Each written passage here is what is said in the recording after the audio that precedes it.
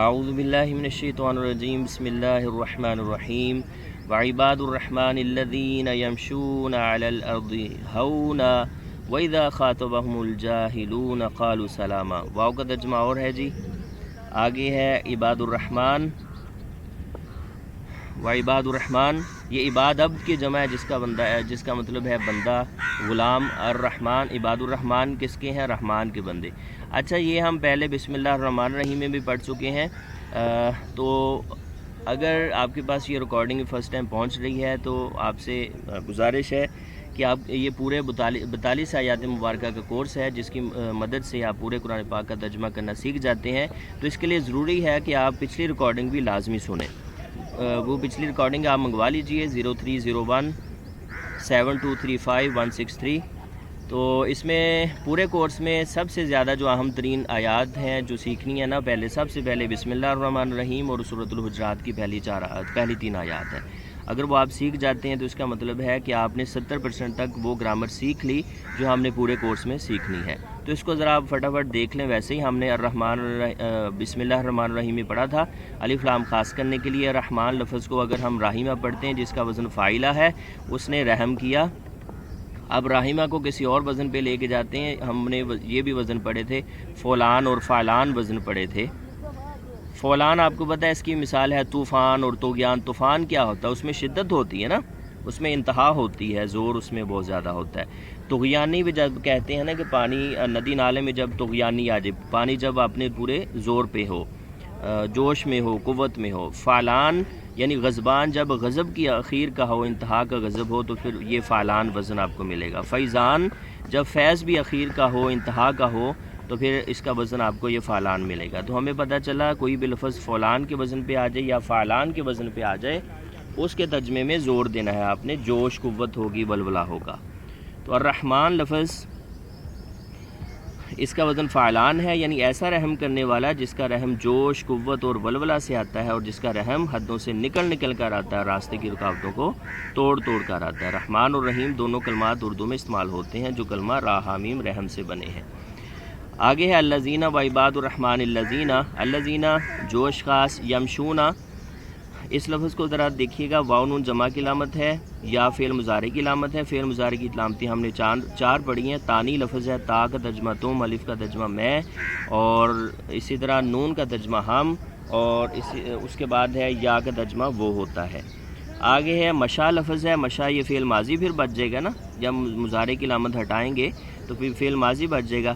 یہ مشا کو ذرا دیکھیں، بدماش لفظ ہے یعنی بری معاش والا۔ پہلے لفظ یہ بدماش یعنی عین کے بغیر استعمال ہوتا تھا، یعنی بری چال والا، برے چال چلنے والا۔ معاش ہوتا ہے مطلب چلنا، پھر اب ہمیں پتہ چلا کہ معاش کا مطلب ہے چلنا۔ تو اس کا ماضی ہے مشا یعنی وہ چلا، اور اس کا پھر مضارع کیا ہوگا؟ یمشی۔ سنگل لفظ، پہلے سنگل لفظ سے پھر ہی آگے تثنیہ جمع بنتے ہیں نا۔ یمشی وہ چلتا ہے یا چلے گا، تو یمشونا جو چلتے ہیں، وہ سب چلتے ہیں یا چلیں گے۔ واو نون کی وجہ سے ترجمہ جمع کا آئے گا، علامت مضارع کی وجہ سے ترجمہ پریزنٹ اور فیوچر دونوں میں آ سکتا ہے۔ وعباد الرحمن الذین یمشونا، اور رحمان کے بندے وہ ہیں جو چلتے ہیں۔ کہاں پہ چلتے ہیں؟ زمین پر، ارض پر۔ ارض زمین کو کہتے ہیں، جیسے اے ارض و سما کے مالک۔ ہونا، ہولے ہولے، یہ دیکھیے لفظ عربی میں ہے ہونا، یعنی اس میں صرف لام کا ہم نے چینجنگ کی ہے اردو میں، تو یہ اس کا ترجمہ ہولے ہولے چلتے ہیں، مطلب نرمی سے چلتے ہیں، سکون سے، باوقار ہو کے، اور اسی طرح عزت کے ساتھ۔ وعباد الرحمن، اور رحمان کے بندے وہ ہیں جو زمین پر نرم چال چلتے ہیں۔ ہونا کا مطلب نرم چال چلتے ہیں، ہولے ہولے چلتے ہیں۔ ہولے ہولے پنجابی میں لفظ استعمال ہوتا ہے۔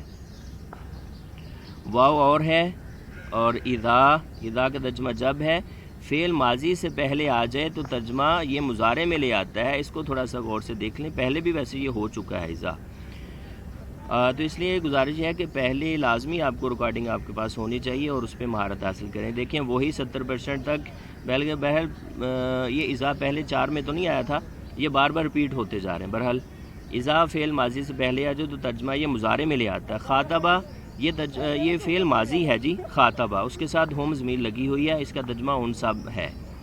اور جب خطاب کیا ان سب سے، لیکن اذا کی وجہ سے ترجمہ مضارع میں کریں گے، یعنی جب ان سے خطاب کرتے ہیں یا گفتگو کرتے ہیں۔ اب دیکھیں اذا نے ترجمہ ماضی کا پریزنٹ میں کر دیا، یعنی مضارع میں کر دیا، پریزنٹ اور فیوچر میں کر دی۔ وَإِذَا خَاطَبَهُمُ الْجَاهِلُونَ، جب اس سے مخاطب ہوتے ہیں الجاہلون، جو حقیقی جاہل ہے۔ الف لام خاص کرنے کے لیے آپ کو پتہ ہے الف لام کے دو استعمال ہیں جی، ایک الف لام اسم معرفہ بنانے کے لیے ہے کہ عام جو اسم ہوتا ہے اس کو، یعنی جو کامن ہوتا ہے اس کو پراپر بنانے کے لیے، اور ایک الف لام کا دوسرا استعمال بھی ہم نے سورۃ الفاتحہ میں بھی پڑھا ہے اور ایک سورۃ الحجرات میں بھی اس کا ہم نے پڑھا تھا۔ یہ تمام کا معنی بھی دیتا ہے، یعنی جس کی بات کر رہے ہوتے ہیں نا آگے، اس میں جتنی بھی کیٹیگریز آ جاتی ہیں وہ اپنے اندر یہ سما لیتا ہے۔ جیسے ہم مثال دیں کہ انسان کوئی بھی انسان ہے، لیکن الانسان اس سے مراد خاص انسان نہیں ہوگا بلکہ اس میں سارے انسان آ جائیں گے، یعنی اس طرح کا ترجمہ بھی آپ کو اس کا ملے گا، تمام کا ترجمہ۔ اس کو پھر نام دیا جائے گا اسم جنس۔ یہاں پہ یہ اسم معرفہ کے لیے ہے جب مخاطب ہوتے ہیں ان سے حقیقی جاہل، یعنی الف لام کی وجہ سے حقیقی جاہل۔ یہ نہیں ہے کہ جن کا مطلب دماغ صحیح نہیں ہے اس کو جاہل کہیں گے، یا جو پڑھے لکھے نہیں ہیں، بلکہ جو کہہ سکتے ہیں جو تہذیب سے ناآشنا ہو اور جو جان بوجھ کے جاہل بن رہے ہوں، جہالت والے کام جان بوجھ کے کر رہے ہوں۔ قالو، قالا لفظ اس کے ساتھ واو الف جمع کی علامت ہے۔ قالا ہوتا ہے اس نے کہا، قالا فعل ماضی ہے نا، اور قالو بھی، لیکن اذا شروع میں داخل ہوا ہے اس وجہ سے اس کا ترجمہ کریں گے، اذا کی وجہ سے ترجمہ اس میں کریں گے، پریزنٹ میں کریں گے نا، مضارع کا ترجمہ۔ تو وہ کہتے ہیں، کیا کہہ دیتے ہیں؟ سلامہ، سلام کہہ دیتے ہیں، سلامتی کی بات کہہ دیتے ہیں۔ ساتھ سلام کرنا، جیسے کہتے ہیں جی تینوں ساتھ سلامہ، یعنی بات ختم کر دینا، زیادہ بحث و مباحثے میں نہیں پڑھنا۔ وَإِذَا خَاطَبَهُمُ الْجَاهِلُونَ قَالُوا سَلَامًا، یہ ہماری اردو ہے نا، اور جب جاہل ان کے منہ کو آئیں، یا ویسے لفظی ترجمہ اس طرح کر لیں، اور جب مخاطب ہوتے ہیں ان سے جاہل تو وہ انہیں سلام کہہ دیتے ہیں کہ جی بات ختم کریں جی۔ لیں جی لفظی ترجمہ ہم دوبارہ ایک دفعہ دیکھتے ہیں۔ وَعِبَادُ الرَّحْمَٰنِ الَّذِينَ يَمْشُونَ عَلَى الْأَرْضِ هَوْنًا، اور رحمان کے بندے وہ ہیں جو زمین پر نرم چال چلتے ہیں، یعنی جو الذین، وہ جو یمشون چلتے ہیں، علی الارض زمین پر، ارض پر، ہونا ہولے ہولے، یعنی نرم چال چلتے ہیں۔ وَإِذَا خَاطَبَهُمُ الْجَاهِلُونَ، اور جب مخاطب ہوتے ہیں ان سے الجاہلون حقیقی جاہل، قالوا سلاما، تو وہ کہہ دیتے ہیں سلام، یعنی سلام کر کے انہیں رخصت ہو جاتے ہیں۔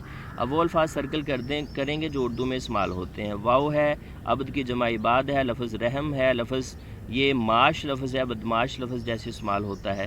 علا لفظ ہے، جیسے کہتے ہیں میں علی الاعلان یہ بات کہتا ہوں، یا علی العموم لفظ استعمال ہوتا ہے، علی العموم۔ اسی طرح ارض و سما کے مالک۔ ہونا ہولے ہولے لفظ استعمال ہے، اور واو صبح و شام کے لفظ درمیان میں مخاطب ہونا جیسے ہے، خطاب کرنا، جاہل لفظ ایسے ہی ایز اٹ از ایسے استعمال ہوتا ہے، اور قالو یعنی قول و قرار لفظ، اور سلام بھی لفظ استعمال ہوتا ہے۔